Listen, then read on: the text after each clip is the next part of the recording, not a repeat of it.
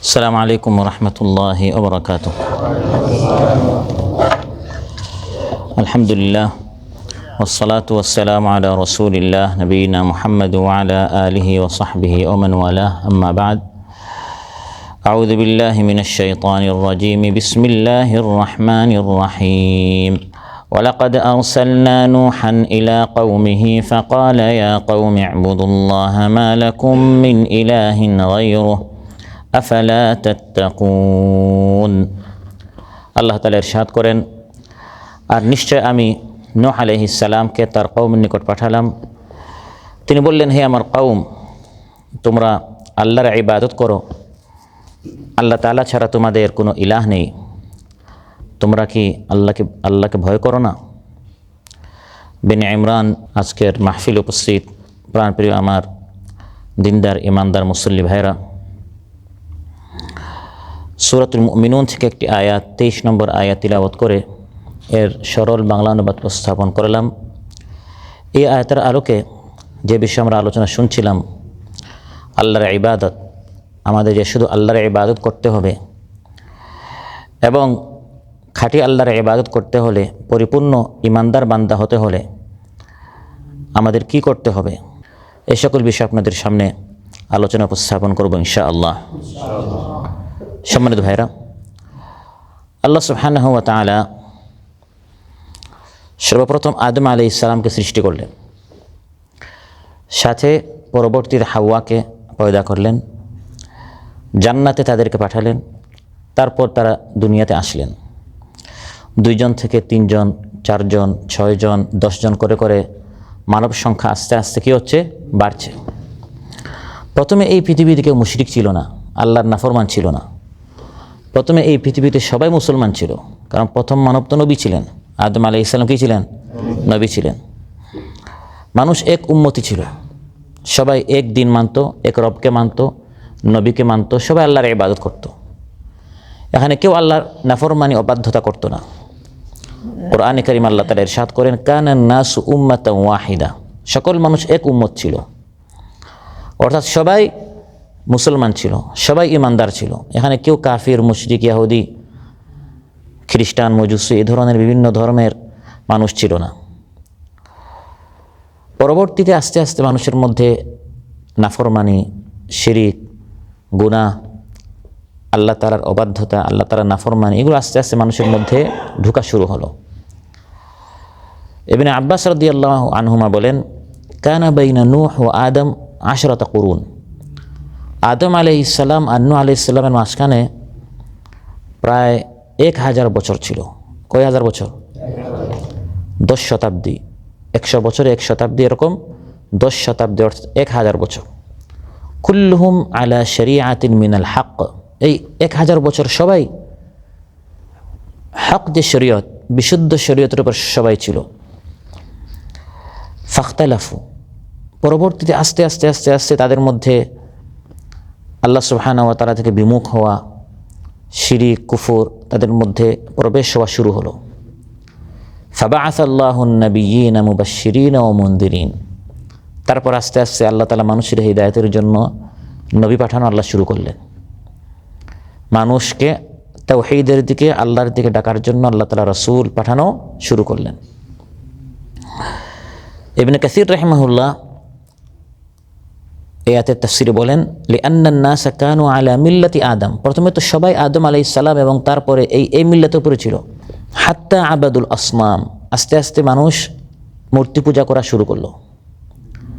যখন মূর্তি পূজা করা শুরু করলো, তখন আল্লাহ তাআলা প্রথম নবী নূহ আলাইহিস সালামকে পাঠালেন, প্রথম রাসূল নূহ আলাইহিস সালামকে আল্লাহ তাআলা পাঠালেন।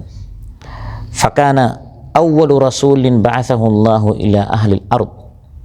নূহ আলাইহিস সালাম এই পৃথিবীতে, এই জমিনে আল্লাহর প্রথম বার্তাবাহক রাসূল ছিলেন। আদম আলাইহিস সালাম নবী ছিলেন, কিন্তু তিনি রাসূল ছিলেন না। রাসূল হচ্ছেন প্রথম হযরত নূহ আলাইহিস সালাম। তাহলে আদম আলাইহিস সালাম থেকে নূহ আলাইহিস সালাম পর্যন্ত এই 1000 বছর মানুষ সবাই সত্য দ্বীনের উপর ছিল, সবাই আল্লাহর ইবাদত করত।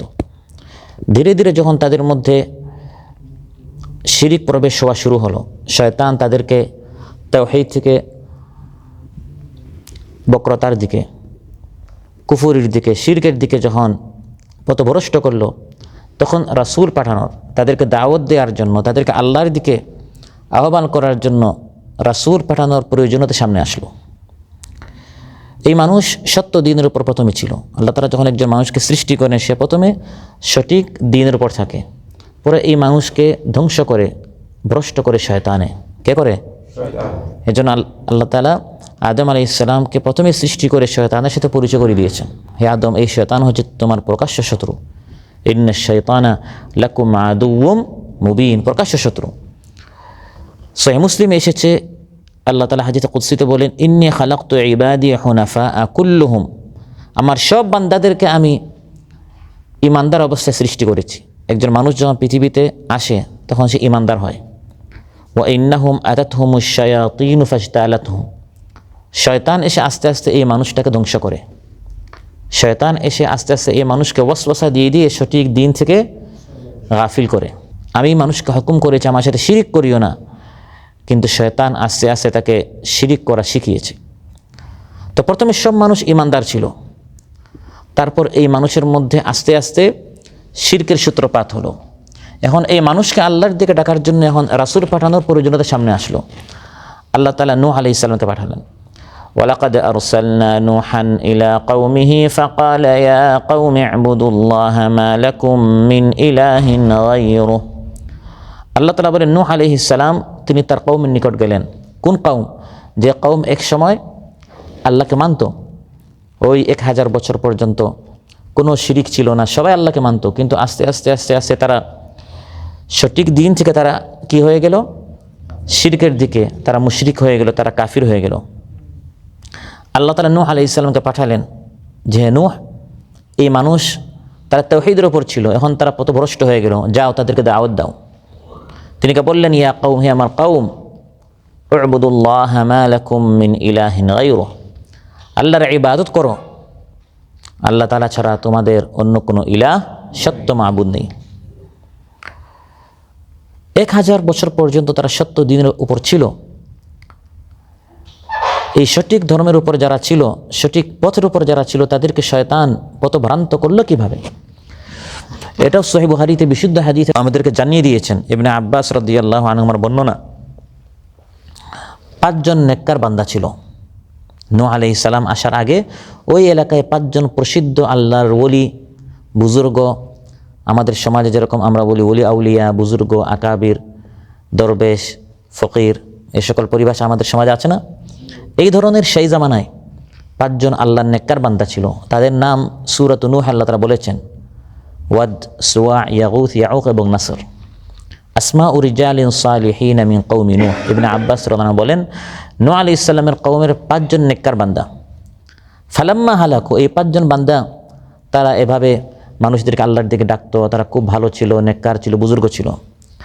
যখন তারা মারা গেল, আওহা শাইতানু ইলা কওমিহিম, শয়তান তাদের কওমের নিকট ওহী করল, আনিনসিবু ইলা মাজালিসিহিম আল্লাতী কানু ইয়াজলিসুনা ফিহা আনসাবান। 5 জন বুজুর্গ তো তোমাদেরকে আল্লাহর দিকে ডাকতো, তারা তো এখন মারা গেছে, এক কাজ করো, এই ওলিদেরকে, আল্লাহর প্রিয় বান্দাদেরকে স্মরণ রাখার জন্য তাদের একটা আকৃতি বানাও, স্থাপনা, ভাস্কর্য বানাও। এগুলোর পূজা করা যাবে না। শয়তান নিজে এসে তাদেরকে বলছে এগুলো কি করা যাবে না, পূজা করা। কারণ এখন তো সবাই ইমানদার, এখনও মানুষের মধ্যে কেউ মুশরিক নেই। প্রথমে শয়তান যদি এসে বলে এদের পূজা করো, সবাই তাকে চিনে ফেলবে, শয়তানকে। এজন্য প্রথমে বলেছে এগুলোর পূজা করা যাবে না। আনিনসিবু ইলা মাজালিসিহিম আল্লাতী কানু ইয়াজলিসুনা ফিহা আনসাবান, যে সকল মসজিদে, যে সকল ইবাদতখানায়, যে সকল বৈঠকখানায় তারা তোমাদেরকে আল্লাহর কথা স্মরণ করি, তো ওই সকল জায়গায় তাদের স্থাপনা বানাও। তাহলে তাদের এই আকৃতি দেখে, ভাস্কর্য দেখে সেই আল্লাহর ওলিদের কথা স্মরণ হবে। তারা তো এখন গত হয়েছে, মারা গিয়েছে, এখন তারা নেই। কিন্তু ওই বৈঠকখানায় বা ওই মজলিসে বা ওই মসজিদে গিয়ে যখন তাদের আকৃতি দেখবে, তখন তাদের মাধ্যমে আল্লাহর কথা স্মরণ হবে, তখন তোমরা আরও বেশি বেশি করে ইবাদত করতে পারবে। ফাফা আলু ওয়ালাম তুবাদ, ওই বেওকুফ যে কওম ছিল, বোকা যে কওম ছিল, তারা শয়তানের ধোঁকা ধরতে পারে নাই, শয়তানের চতুরতা চালাকে তারা বুঝতে পারে নাই। তারা ভেবেছিল কত ভালো লোক, এই শয়তান আমাদেরকে ভালো কথা স্মরণ করে দিচ্ছে, যে এই সকল ভাস্কর্য দেখে আমরা আল্লাহর কথা আমাদের কী হবে, স্মরণ হবে। কিন্তু শয়তান ধীরে ধীরে পাকড়াও করে, ধীরে ধীরে মানুষকে গুমরাহ করে, পথভ্রষ্ট করে। প্রথমে বলল যে এরকম তোমরা স্থাপনা বানাও, ভাস্কর্য বানাও, তাদের আকৃতি, তাদের সকল সুরত দিয়ে এরকম তোমরা কিছু একটা বানাও, যাতে করে এদেরকে দেখে আল্লাহর কথা স্মরণ হবে। তারা এভাবে করলো। ওয়ালাম তু'বাদ, এদের পূজা করা হয় নাই। হাত্তা ইযা হালাকা উলাইক, এই প্রথম প্রজন্ম চলে গেল। এরকম 20, 30, 50 বছর পর দ্বিতীয় প্রজন্মকে, তাদের ছেলেদেরকে, যারা জানতো না এই ভাস্কর্য বাবারা কেন বানিয়েছে, তারা সেই প্রেক্ষাপট ভুলে গেছে, সেই শানে নুজুল, কোন পরিস্থিতিতে, কোন প্রেক্ষাপটে, কী কারণে বাবারা এগুলো বানিয়েছে, এগুলো তারা জানে না। শয়তান এসে দ্বিতীয় প্রজন্মকে বলল, তোমাদের বাবার এত টাকা খরচ করে, এত দামি দামি উঁচু উঁচু এই স্থাপনা তারাকে এমনি এমনি স্থাপন করেছে, বানিয়েছে, এগুলোকে একটু তো শ্রদ্ধা করতে হবে। এগুলো সাধারণ কারো ভাস্কর্য, এগুলো হচ্ছে আল্লাহর প্রিয় বান্দা, অলিয়া উলিয়াদের এগুলো বড় বড় ভাস্কর্য, তারা কত প্রিয় ভাজন, আল্লাহর তারা প্রিয় ভাজন ছিল, তাদের উপর আল্লাহ তারা সন্তুষ্ট ছিলেন। তাদেরকে স্মরণ করতে গিয়ে তোমাদের বাপদাদারা এত সুন্দর সুন্দর দামি দামি টাকা খরচ করে তারা এই সকল ভাস্কর্য বানিয়েছে। কী করতে হবে? এগুলোর সামনে গিয়ে তোমরা নীরবতা অবলম্বন করো, শ্রদ্ধা জানাও। হ্যাঁ, পূজা করা যাবে না, সাজদা করা যাবে না, এগুলোর নিকট কিছু চাওয়া যাবে না, শুধু তোমরা গিয়ে নীরবতা অবলম্বন করো, একটু তাদের সামনে গিয়ে শ্রদ্ধা জানাও, ভালোবাসা জানাও, সম্মান জানাও। সেই দ্বিতীয় প্রজন্ম তারা গিয়ে এই কাজ করলো। দ্বিতীয় প্রজন্ম চলে গেল, আরও 30, 40, 50 বছর যখন চলে গেল, তৃতীয় প্রজন্মকে শয়তান গিয়ে বলল, এরকম বুকার মতো গিয়ে এরকম দাঁড়িয়ে থাকলে হবে? নীরবতা অবলম্বন করলে এরকম 2, 3, 5, 10 মিনিট খামোশ এবং মুখ বন্ধ করে সেখানে দাঁড়িয়ে থাকার কী মূল্য? এর অর্থ কী? সেখানে গিয়ে তো কিছু চাইতে হবে। তোমাদের বাপদাদারা গিয়ে এখানে চাইতো, তোমরা তো ইতিহাস জানো না, তোমরা ইতিহাস ভুলে গেছো। তোমরা গিয়ে এখানে শুধু চুপচাপ তোমরা দাঁড়িয়ে থাকো, দাঁড়িয়ে থাকার কোনো অর্থ আছে? সেখানে গিয়ে কিছু চাইতে হবে। তৃতীয় প্রজন্মকে শয়তান ধীরে ধীরে ধীরে ধীরে শিরকের দিকে, কুফুরির দিকে এভাবে ধাবিত করলো। তারা গিয়ে আস্তে আস্তে চাওয়া শুরু করলো। চতুর্থ প্রজন্মকে আস্তে আস্তে রুকুও করলো, মাথা নত করলো। পঞ্চম প্রজন্মকে একবারে লুটিয়ে পড়লো, সাজদায় শিরক করা শুরু করলো। এজন্য আল্লাহ তাআলা কোরআনের মধ্যে বলেছেন, লা তাত্তাবিউ খুতুওয়াতিশ শাইতান, শয়তানের পদাঙ্ক অনুসরণ করিও না। শয়তান একসাথে মানুষকে ধরে না, ধাপে ধাপে ধরে। শয়তান কখনো আপনাকে বলবে যে ভাই পুরো রাত তাহাজ্জুদের নামাজ পড়ো, শয়তান এসে আপনাকে এটা বলতে পারে যখন দেখে যে আপনাকে কোনোভাবে ফজরের নামাজ থেকে আপনাকে মিস করাতে পারছে না। এই লোকটাকে যদি আমি বলি যে পুরো রাত বসে বসে আড্ডাখানায় বসে বসে গল্প করো, ফিল্ম দেখো, ফেসবুকে সময় নষ্ট করো না, সে তো আল্লাহর বুজুর্গ, সে খুব আল্লাহর প্রিয় মানুষ, সে আমার কথা না মানবে না। এই জন্য শয়তান যখন দেখবে আপনাকে কোনোভাবে পারা যাচ্ছে না, তখন নেক্সট সুরতে আসবে, এসে আপনাকে বলবে যে ভাই তাহাজ্জুদের ফজিলত আপনি জানেন না? কত ফজিলত! মহানবী সাল্লাল্লাহু আলাইহি ওয়াসাল্লাম পুরো রাত নামাজ পড়তেন, তার পা মুবারক ফেটে যেত, এত লম্বা লম্বা তিনি নামাজ পড়তেন, আপনিও দাঁড়ান। এরকম আপনাকে দিয়ে ফজরের আধা ঘন্টা আগ পর্যন্ত নামাজ পড়াবে, তারপরে বলবে অনেক নামাজ পড়েছেন, ক্লান্ত হয়েছেন, একটু ঘুমাতে হবে, রেস্ট করতে হবে, যাতে করে আপনি ফজরের নামাজে ভালো করে নামাজটা আপনি আদায় করতে পারেন। আর মাত্র আধা ঘন্টা বাকি আছে, একটু রেস্ট করেন। এক রেস্ট করলেন, একটু বিশ্রাম নিলেন, একবার সকাল 8টা, 9টা, 10টা হয়ে গেল। আপনাকে দিয়ে ওভার টাইম করিয়ে, পার্ট টাইম করিয়ে মূল ডিউটির আপনার কি নাই, খবর নাই। এরকম যদি কাতারে কোনো কোম্পানিতে কেউ কাজ করে যে ভাই প্রতিদিনের যে 2 ঘন্টা ওভার টাইম আছে সেটা আমি করব, কিন্তু 8 ঘন্টা যে ডিউটি সেটাতে আমি নাই। মূল যে ডিউটি, ফরজ কাজ, সেই মৌলিক ইবাদত আমি নাই, আমি শুধু অতিরিক্ত নফল কাজ যেটাকে আমরা ওভার টাইম বলি সেখানে আমি আছি। কাতারে বা পৃথিবীতে কোনো মালিক কোনো শ্রমিককে এভাবে রাখবে? শয়তান এভাবে নানা কৌশলে মানুষকে ধ্বংস করে। এভাবে যখন মানুষের মধ্যে শিরিক ঢুকে গেল, আল্লাহ তাআলা নূহ আলাইহিস সালামকে পাঠালেন। প্রথমে মানুষ সবাই আল্লাহর ইবাদত করত, কিন্তু শয়তানের খপ্পরে পড়ে ধীরে ধীরে শয়তান মানুষকে শিরকের দিকে যখন নিয়ে গেল, তখন আল্লাহ তাআলা নূহ আলাইহিস সালামকে পাঠালেন। ফাকালা ইয়া কওমি ইবুদুল্লাহ মা লাকুম মিন ইলাহিন গায়রুহ, তিনি এসে বললেন, হে আমার কওম, আল্লাহর ইবাদত করো, আল্লাহ তাআলা ছাড়া তোমাদের অন্য কোনো সত্য মাবুদ নেই। হাত্তা ইযা হালাকা উলাইকা ওয়া নুসিয়াল ইলমু উবিদাত। ইবনে আব্বাস রাদিয়াল্লাহু আনহু বলেন যে এই প্রথম দ্বিতীয় এরকম কয়েক প্রজন্ম যখন চলে গেল, ওয়া নুসিয়াল ইলম, আগের প্রজন্মদেরকে বাপ দাদাদেরকে শয়তান কেন এসে বলে নাই মূর্তির সামনে সাজদা করো? কারণ এদের নিকট ইলম ছিল, তারা তাওহীদ জানতো, শিরিক জানতো, আল্লাহর হক জানতো, ইমান, ইমানের হাকিকত, ইমানের শর্ত, ইমানের রুকন, ইমান ভঙ্গের কারণ এগুলো তারা জানতো। তাদেরকে এসে যদি শয়তান বলে মূর্তির সামনে সাজিদা করো, তারা সাজিদা করতো না।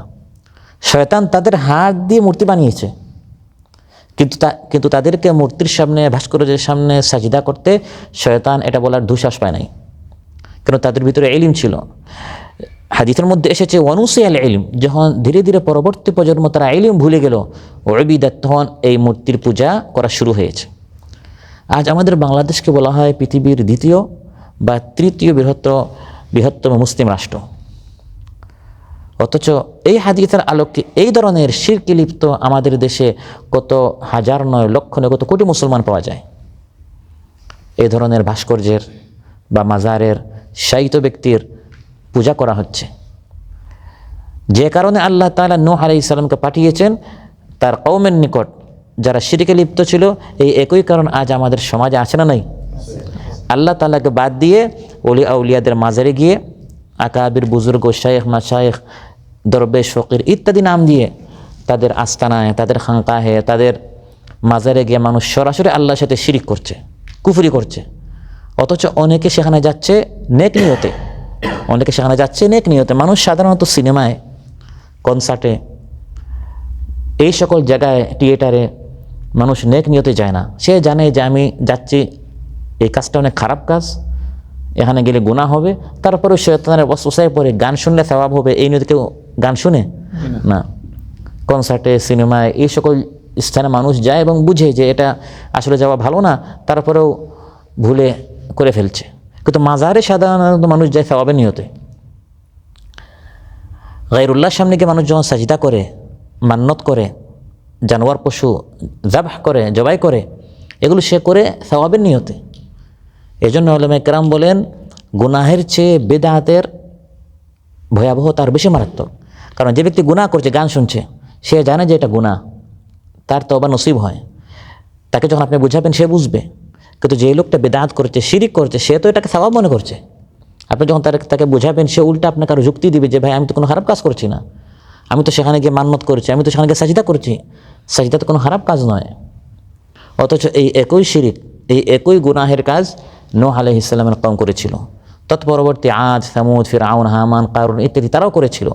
প্রত্যেক কওমের নিকট আল্লাহ তাআলা এভাবে নবী পাঠিয়েছেন, রাসূল পাঠিয়েছেন। সবার দাওয়াত ছিল উবুদুল্লাহ মা লাকুম মিন ইলাহিন গায়রুহ, ইবাদত করো শুধু আল্লাহর, আল্লাহর সাথে কাউকে শরীক করা যাবে না। সম্মানিত ভাইরা, ইবাদত জিনিসটাকে আজ আমরা একবার সীমাবদ্ধ, একবার সীমিত করে ফেলেছি। আমরা মনে করি মসজিদে এসে সাজদা দেওয়ার নামে ইবাদত, 5 ওয়াক্ত নামাজের নামে ইবাদত, মাহে রমাদানে সিয়াম পালন করা ইবাদত, বছরে একবার যাকাত দেওয়া ইবাদত, হজ উমরা করা ইবাদত। এর বাহিরে আমার যে একটা লম্বা হায়াত রয়েছে, সেখানে আমরা অনেক কাজ করি, অনেক কিছু বলি, অনেক কিছু দেখি, আমাদের লেনদেন, আমাদের উঠা বসা, আমাদের মুআমালাত, আমাদের মুআশারাত, আমাদের আচরণ ব্যবহার ইত্যাদি, এই সকল কাজগুলোকে আমরা ইবাদত মনে করি না। অথচ নূহ আলাইহিস সালাম সহ প্রত্যেক নবী এসে তার কওমকে বলছেন শুধু আল্লাহর ইবাদত করো। তার মানে আপনার 24 ঘন্টার সকল কাজকে ইবাদতের আওতায় নিয়ে আসতে হবে। তাহলে ইবাদতটা কি? ইবাদত শুধু নামাজ, রোজা, হজ, যাকাত নয়। ইবাদত হচ্ছে 24 ঘন্টায় প্রত্যেকটা কাজে, প্রত্যেকটা কর্মে আল্লাহর হুকুমটা কি, সেই হুকুম আপনার জানতে হবে এবং সেই হুকুমের আলোকে জীবন যাপন করতে হবে। এর নামে ইবাদত। সেই আলোকে মসজিদের ভিতরে আল্লাহ তাআলা তার নবীর মাধ্যমে যেরকম নামাজ পড়তে বলেছেন, সেই রকম নামাজ পড়ার নাম হচ্ছে, আর সেই রকম নামাজ না পড়ার নাম ইবাদত নয়। আপনি যদি নবী যেরকম শিখিয়েছেন এরকম নামাজ না পড়েন, নামাজ পড়লেন আপনি, কিন্তু সাল্লু কামা রাআইতুমুনি উসাল্লি, রাসূল সাল্লাল্লাহু আলাইহি ওয়াসাল্লাম যেরকম নামাজ শিখিয়েছেন আপনি সেরকম নামাজ পড়লেন না, তাহলে সেই নামাজটা আপনার জন্য ইবাদত নয়। যেমন এখন আমরা এশার সালাত আদায় করলাম, কয় রাকাত আমরা আদায় করেছি? 4 রাকাত।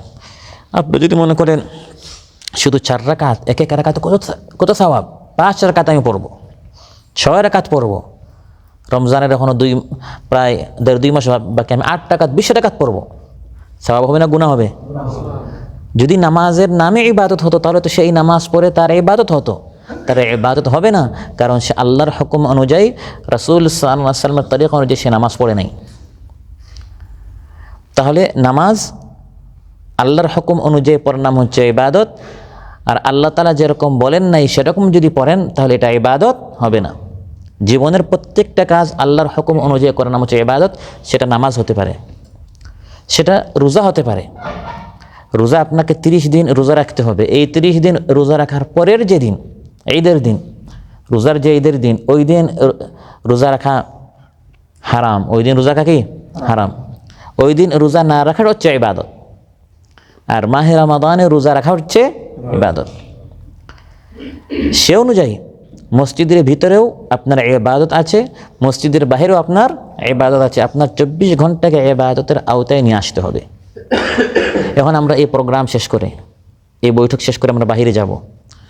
আমরা যেই কাজ করি না কেন সেখানে আল্লাহর একটা হুকুম আছে। সেটা আপনার লেনদেন হোক, সেটা আপনার ঘুম হোক, সেটা আপনার খাবার হোক, দেশে কথা বলা হোক, দেশে টাকা পাঠানো হোক, আপনার বাসার খরচ নেওয়া, পাঠানো বা খবর নেওয়া, প্রত্যেকটা কাজে ইসলামের একটা বক্তব্য আছে, হুকুম আছে, বিধান আছে।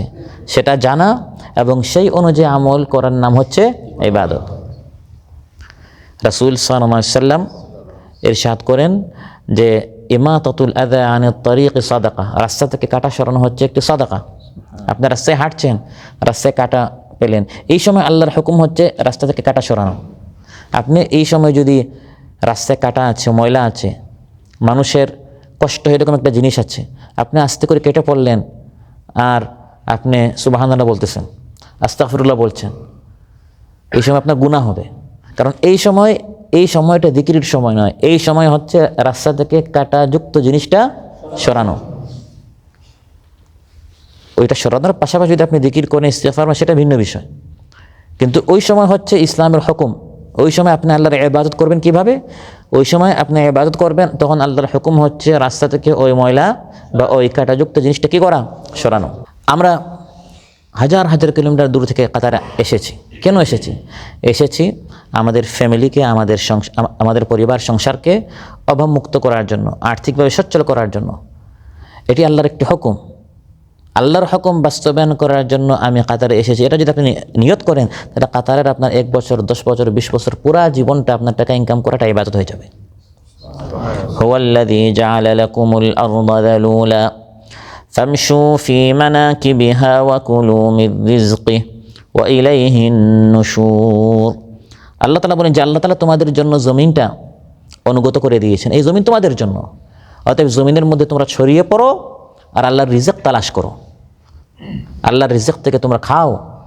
ওয়া কুলু মির রিজকিহি, ফামশু, জমিনের মধ্যে তুমি হাঁটো, বিচরণ করো, খুঁজো, তালাশ করো। ফান্তাশিরু ফিল আরদি ওয়াবতাগু মিন ফাদলিল্লাহ, জমিনের মধ্যে খুঁজো। কাতারে পাও না দুবাইতে যাও, দুবাইয়ে পাও না ইউরোপে যাও, ইউরোপে পাও না আমেরিকায় যাও।